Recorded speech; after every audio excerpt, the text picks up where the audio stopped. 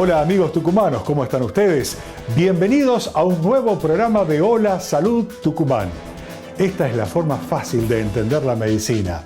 Esta es la forma en que queremos llegar a ustedes para que ustedes tengan la mejor información del mundo médico, para que usted sepa quiénes son los profesionales más destacados de la provincia de Tucumán, para que usted entienda cuál es la tecnología que hoy dispone muy cerca de su casa y para qué sirve.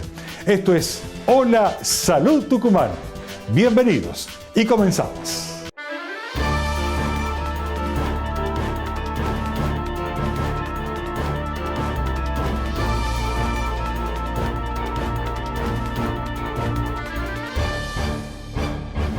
Si hay una parte del cuerpo humano que debemos cuidar considerablemente es la visión. En el cuerpo humano debemos cuidar todo, por supuesto, pero la visión es algo muy importante porque de ser tratado a tiempo distintas patologías, distintas enfermedades, pueden llevar a evitarse, pueden llegar a tratarse de tal forma de no perder tanta visión en el transcurso de los años o hasta evitar la ceguera en algunos casos. Hoy vamos a hablar de lo que es la degeneración macular. Tal vez no es una enfermedad muy conocida como cataratas o glaucoma, pero es una enfermedad que tiene un porcentaje muy alto dentro de la población argentina. Hoy estará con nosotros el doctor Ignacio Liszczynski. Va a hablar sobre lo que es la degeneración macular, qué es la degeneración macular seca y húmeda y cuál es el diagnóstico. La enfermedad de degeneración macular relacionada a la edad, ya su mismo nombre lo está diciendo, que estamos hablando de una patología que va a ocurrir en personas en la tercera edad, ¿correcto? La retina tiene diferentes capas. Esas capas, cada una de estas capas son capas diferenciadas donde cada una va a tener una función muy específica. Estas capas no deben distorsionarse, significa que estas capas deben tener siempre el mismo espesor y deben estar alineadas perfectamente. Cuando estas capas pierden esa alineación porque hay líquido o hay algo que está empujando hacia arriba y estas capas, en vez de estar perfectamente alineadas, empiezan a tener una distorsión como si fuera una lombada, eso va a producir un efecto en la visión que va a producir primero una metamorfopsia, que significa de que uno va a ver distorsionado, que va a ver como una línea, que en vez de ser una línea recta la ve ondulada. Ese es el primer signo que empieza a notar el paciente que empieza a tener un problema en la mácula, que empieza a ver distorsionado, o sea que las líneas rectas empiezan a ponerse un poco curvas. La maculopatía relacionada a la edad la podemos dividir entre una maculopatía seca y una maculopatía húmeda. La maculopatía seca va a ir produciendo una pérdida muy lenta de la visión, en donde en realidad el que tenga la patología va a ir notando que va empezando a ver cada vez un poquito con menos saturación, que empieza a ver un poco más opaco, con menos claridad, que necesita mayor cantidad de luz para ver, que necesita aumentar un poco el tamaño de las letras para poder ver bien. Eso significa que está empezando a tener una alteración en estas líneas de la retina que tienen que estar perfectamente diferenciadas y empieza a haber menor cantidad de diferenciación de lo que está viendo esa persona. En otras palabras, las células encargadas de ver están empezando algunas de esas a alterarse, a morir y por lo tanto hay menos cantidad de tejido para que pueda hacer esa función visual. Eso significa que esa degeneración se está produciendo en forma lenta y que va a causar esa visión en donde cada vez le cuesta un poco más a esa persona ver. Según el estadio de la enfermedad, que uno puede evaluarlo con diferentes estudios complementarios como el OCT, por ejemplo, uno puede instaurar un tratamiento y tratar de ayudar a ese paciente a ver mejor y que el deterioro de la visión sea lo más lento posible. Si uno tiene una maculopatía llamada húmeda, esta es una maculopatía en donde todo ocurre en forma rápida, todo ocurre en forma muy pero muy rápida, porque el paciente comienza a ver algo en forma distorsionada. Cuando empieza a ver algo en forma distorsionado, diferente que la maculopatía seca, que en realidad empezaba a ver algo que cada vez le costaba más ver, esto empieza con algo de una visión distorsionada en forma abrupta, significa que estas capas de la retina, en vez de estar adelgazándose y perdiendo espesor, como puede ser una maculopatía seca, en este caso aumentaron de espesor, pero porque hay líquido que está empezando a distorsionar estas capas. Ese líquido que entró en la retina es el que nosotros podemos evaluar qué cantidad de líquidos tenemos en la retina y en base a eso instaurar un tratamiento. Esta maculopatía húmeda que ocurre todo rápidamente, muchas veces nos llegan pacientes al consultorio donde tienen una patología donde está muy avanzada en un ojo que no se dieron cuenta porque recién se dieron cuenta cuando empezó en el segundo ojo a distorsionar las letras y las líneas. Por lo tanto, es muy importante hacer una maniobra tan sencilla como taparse un ojo y taparse el otro y ver si con los dos ojos uno está viendo con la misma calidad de visión. Para no llegar tarde a la consulta, ya que al tener una visión binocular permanentemente, a veces no nos damos cuenta que un ojito está perdiendo en calidad de visión, ya que estamos viendo simultáneamente con los dos ojos todo el tiempo.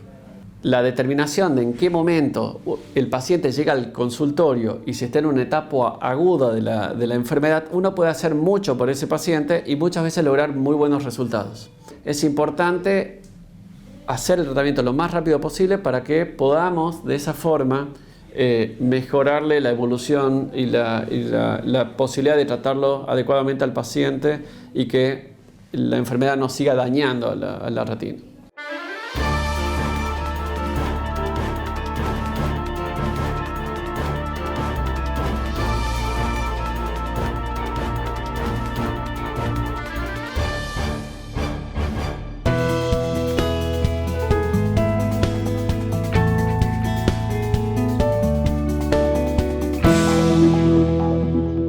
En este bloque vamos a ingresar en un tema muy pero muy interesante. Interesa tanto a hombres adultos como mujeres, interesa a los niños, les interesa a los padres y a las madres de los niños. ¿Por qué? Porque vamos a hablar del tema de las orejas. Cuando los pabellones de las orejas están salidas hacia el exterior, asoman demasiado, algo que estéticamente muchas veces resulta como burla para los niños en el colegio. Y esto obviamente preocupa a los niños y por ende preocupa a papá y a mamá. Esto tiene solución. Hay cirugías muy sencillas, muy fáciles que permiten corregir el tema de las orejas sobresalidas, exteriorizadas. Hoy estamos en compañía de un profesional que se destaca muchísimo en esto y es el doctor Oscar Montoto. Es un cirujano plástico formado en el exterior que trabaja en la ciudad de Tucumán. Vamos a hablar de qué es la otoplastía, que es como se denomina a la cirugía plástica de las orejas. ¿De qué se trata? ¿Quiénes son las personas que verdaderamente necesitan de esta cirugía? ¿Cómo es la cirugía? ¿En qué tiempo un paciente se recupera y ya ve los resultados? El doctor Oscar Montoto, quien es cirujano plástico en la ciudad de Tucumán.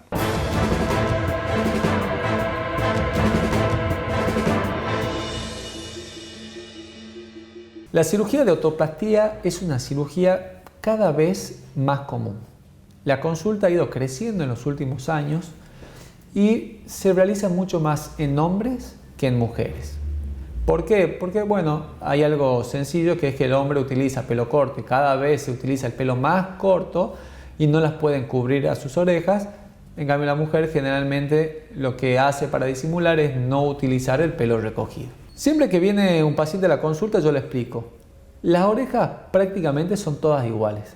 El tamaño normal es de 7 centímetros, 6.5, 7 centímetros. O sea, que no es porque la oreja sea grande que está tan marcada, sino porque está muy despegada de la cabeza. Y eso hace que nosotros la llamemos a esta patología orejas en asa. En asa de taza, porque están despegadas del cráneo de la cabeza. La técnica que nosotros utilizamos para mejorar es una técnica muy sencilla y que requiere solamente anestesia local. O sea, que el paciente está despierto durante la cirugía, pero no siente dolor en la zona donde nosotros estamos trabajando. Aproximadamente la cirugía demora 1 hora, donde nosotros trabajamos en las dos orejas, dándole una nueva forma y dejándoles pegadas hacia el cráneo o hacia la cabeza. Terminada la cirugía, el paciente se retira a su domicilio y necesitamos que utilice una vincha durante 15 días, pero al otro día ya puede realizar sus actividades normales. Sí le pido siempre que actividades físicas no realice por lo menos por 15 días, donde nosotros ya retiramos los puntos y ya la cicatriz, que queda totalmente escondida porque se realiza por detrás de la oreja, está cicatrizada. Mucha gente aconseja realizar esta cirugía a los 5 años. Y usted me dice, ¿por qué tan temprano? Porque es una etapa donde los niños ingresan al colegio o ingresan a la escuela. Y muchas veces los compañeros le realizan demasiado bullying y eso puede afectar mucho a futuro en la personalidad de los niños. Entonces, antes de que ese niño ya empiece a sufrir todas las bromas o las gastadas que se realizan en el colegio, uno ya realiza la cirugía y de esa manera impide el bullying en ese niño durante muchos años, durante la primaria y la secundaria. Yo nunca me voy a olvidar de un paciente que tenía, que él me decía, doctor, ya tenía 28 años, y me decía, doctor, durante toda la primaria me cargaba, me la bancaba. En la secundaria lo mismo, en la facultad no tanto, pero ahora soy maestro de 3er grado y los chicos me cargan cada vez que me doy vuelta. Dice, yo ya no lo soporto más. Y bueno, realmente esa cirugía le cambió a él su forma de relacionarse, no solamente con la gente, sino también en el medio laboral. ¿Qué realizamos nosotros durante esta cirugía y cuáles son los pasos? Generalmente lo que nosotros queremos volver a formar son los distintos pliegues que tiene la oreja. Porque hay 2 tipos de pacientes que tienen orejas en asa. El paciente que solamente las tiene despegadas las orejas del cráneo, o el paciente que las tiene despegadas y no tiene ninguna forma ni ningún pliegue en su interior. Entonces, en ese paciente que no tiene forma y no tiene pliegues, le vamos a formar nuevamente todos los pliegues, dándole un aspecto natural y volviendo a pegárselas al cráneo. Y el paciente que solamente el paciente que solamente tiene despegadas las orejas, nosotros realizando una extracción de un pequeño pedazo de cartílago y haciendo algunas suturas en la oreja, podemos devolverla a su posición normal.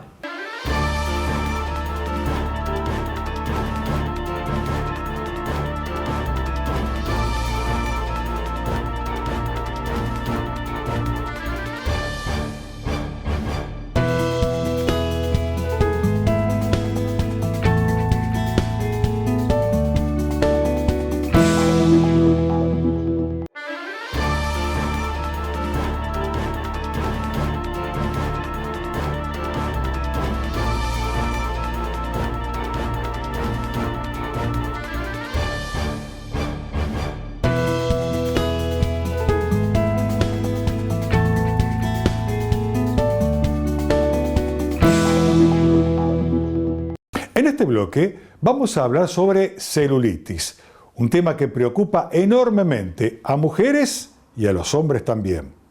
La celulitis, ¿de qué forma es posible tratarla? ¿Cuál es el método más conveniente y efectivo que existe hoy para poder eliminar, o mejor dicho, para poder tratar a la celulitis? ¿Cuál es el tiempo que se requiere para poder tratar esta enfermedad? Para ello hoy estamos en compañía de la doctora María Eugenia Nemes-Yeig, médica estética desde la ciudad de Tucumán, quien se refiere y nos explica sobre este tema.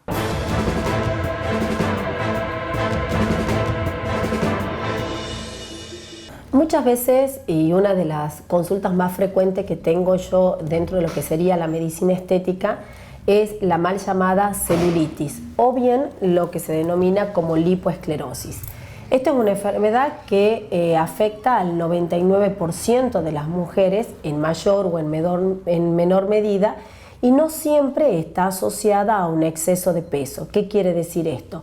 Que hay muchas personas que son deportistas y delgadas en los cuales pueden padecer esta enfermedad. ¿Cuáles son las causas que generan la aparición de esta patología? Tenemos múltiples causas, por eso se habla de que es una patología de etiología multifactorial. Factores hormonales, que nosotros las mujeres sufrimos grandes ascensos y variaciones, sobre todo de los estrógenos, que alteran la parte circulatorias. También hay una predisposición genética, por eso yo siempre pregunto si la mamá, la abuela o la tía padecen o tienen en mayor o en menor medida la aparición de la celulitis. Otro de los factores que genera la aparición de esta celulitis son los estilos de vida, el exceso de alcohol, tabaco, el uso de anticonceptivos desde edades más tempranas. Por eso se ven adolescentes que padecen esta patología, como así también el uso de ropa muy ajustada que actúa como una faja o como liga, alterando la circulación venolinfática. También tiene que ver con los hábitos alimentarios, el ascenso y el descenso de peso, o bien aquellos alimentos que son ricos en grasas y no son ricos en fibra. Todo ese trastorno alimentario también influye o predispone al paciente que tiene ya un antecedente genético a exacerbar la aparición de esta patología desde edades más tempranas. ¿Cómo podemos tratarla?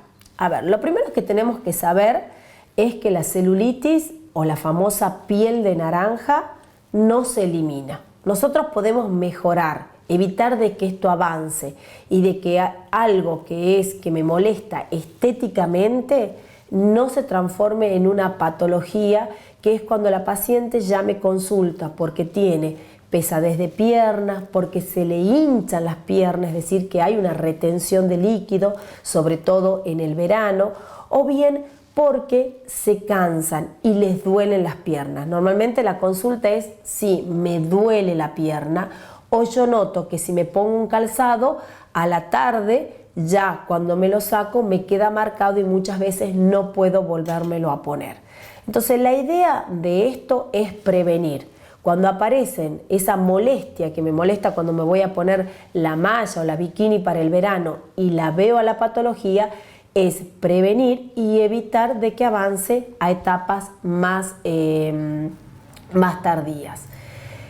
Existen múltiples tratamientos, desde tratamientos muy sencillos, pero lo más importante en cuanto al tratamiento para que tenga realmente éxito es evaluar, hacer un examen clínico y determinar qué tipo y qué grado de celulitis existe.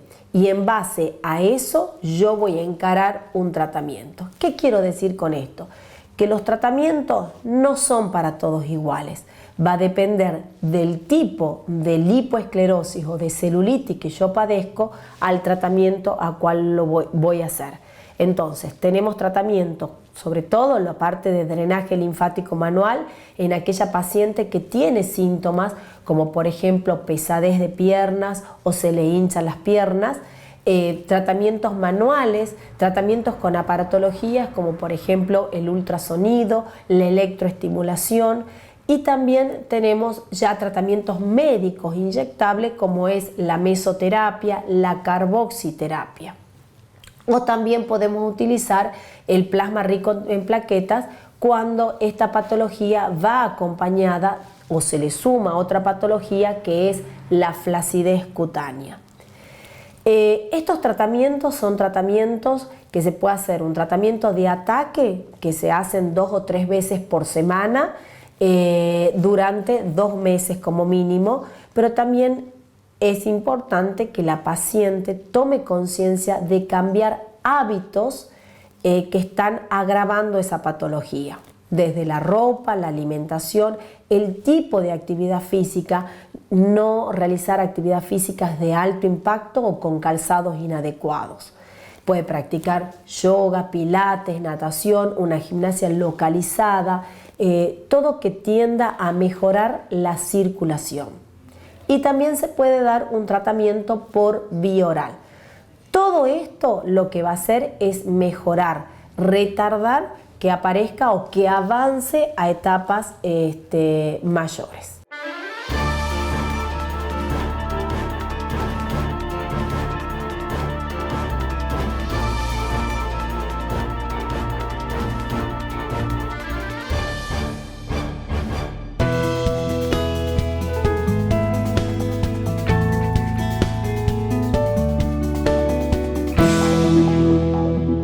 Si usted es una mamá que está embarazada, que está esperando su bebé, que está gestando su bebé, o usted es una mujer que está pronto a ser mamá, está buscando ser mamá, hay una información que no debe desconocer y que tiene que ver con el mundo de la prevención en medicina, algo que nos interesa muy especialmente realizar desde este programa, Prevención en Medicina. Las mujeres embarazadas entre la semana 35 y la semana 37 aproximadamente, esto su ginecólogo se lo va a indicar, deberían realizarse un análisis bioquímico que tiene que ver con la detección de estreptococo grupo B. Así se llama, no le dé tanta importancia al nombre, pero sí quiero que conozca de qué se trata. Y es importante que se realicen este examen, reitero, estreptococo del grupo B, porque es una forma de evitar pasar infecciones que ocasiona esta bacteria hacia el futuro bebé que está por nacer. Hoy estamos en compañía de la doctora Constanza Presti de Chazal, quien es titular del Laboratorio Bioquímico Presti que funciona en la ciudad de Tucumán. Ella nos cuenta por qué es tan importante que las embarazadas realicen este examen.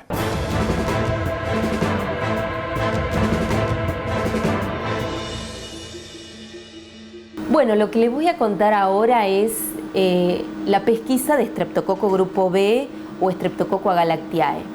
El Streptococo agalactiae o grupo B es una bacteria que coloniza el tracto gastrointestinal y genital de adultos sanos y su principal reservorio es el recto. Quédense tranquilas las embarazadas cuando vienen a hacerse la pesquisa de que no se trata de una enfermedad de transmisión sexual, es una bacteria colonizante. Según la literatura internacional, la colonización en vagina y o recto anda más o menos por el 20%.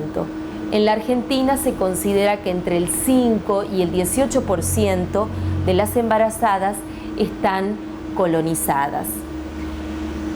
La colonización por lo general es asintomática, es decir que la mujer no siente nada, pero es fundamental la pesquisa porque es una de las bacterias principales causantes de infección neonatal precoz. La infección neonatal precoz se caracteriza porque se desarrolla durante las primeras 24-48 horas de vida y se caracteriza por neumonía, por sepsis y en menor medida, pero ocurre, por meningitis. La tasa de colonización es variable. Esto quiere decir que la colonización puede ser transitoria, persistente o intermitente. Cuando una mujer está colonizada y no se realiza la profilaxis antibiótica, alrededor del 50 al 70% de los bebés se colonizan, pero de allí solamente el 1 al 2% enferma. En la Argentina, la tasa de infección de los neonatos es de entre 0,3 a 0,6 niños cada 1000 nacidos vivos. ¿Cómo se realiza la pesquisa en el laboratorio? La paciente debe concurrir entre la 35 y 37 semanas de gestación. Y a pesar que dijimos que la colonización puede ser transitoria o intermitente, se consideran que 5 semanas antes de que llegue el parto puedo tener resultados fiables, con un valor predictivo negativo de entre el 88 y el 96%.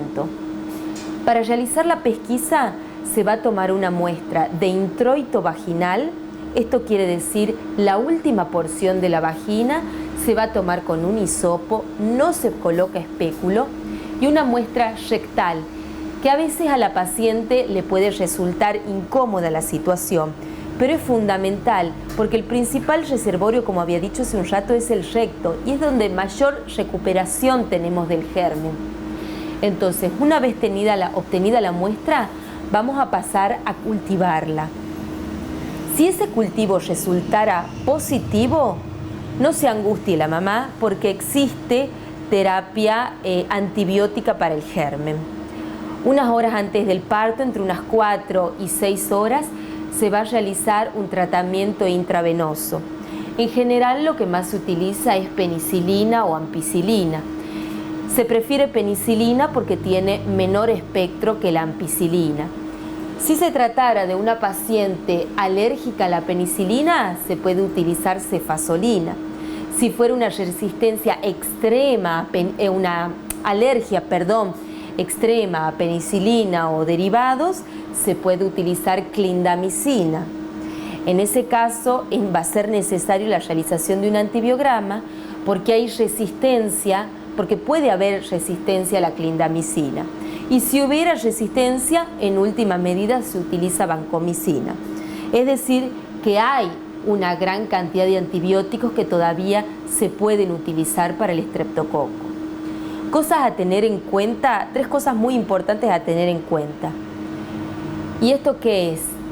Que si la paciente va a ir a cesárea, sin importar cuál sea el resultado, no necesita profilaxis antibiótica. Por otro lado, de que si una paciente en un embarazo está colonizada, no implica que lo esté en el siguiente. Por ello es fundamental y es obligatorio, ya que existe una ley, realizar la pesquisa del estreptococo en cada embarazo entre la 35 y 37 semanas de gestación. Y que no existe vacuna, ni para el bebé ni para la mamá, para prevenir la colonización de este germen. La única manera es hacer la pesquisa y realizar la profilaxis antibiótica antes del parto.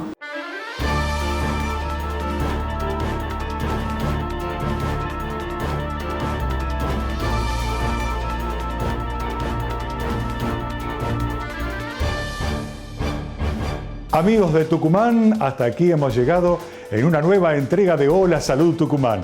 Será hasta la próxima semana en el mismo día y horario. Un nuevo encuentro junto a nuestros profesionales médicos. Hola Salud Tucumán. Será hasta la semana que viene. Muchas gracias por su compañía.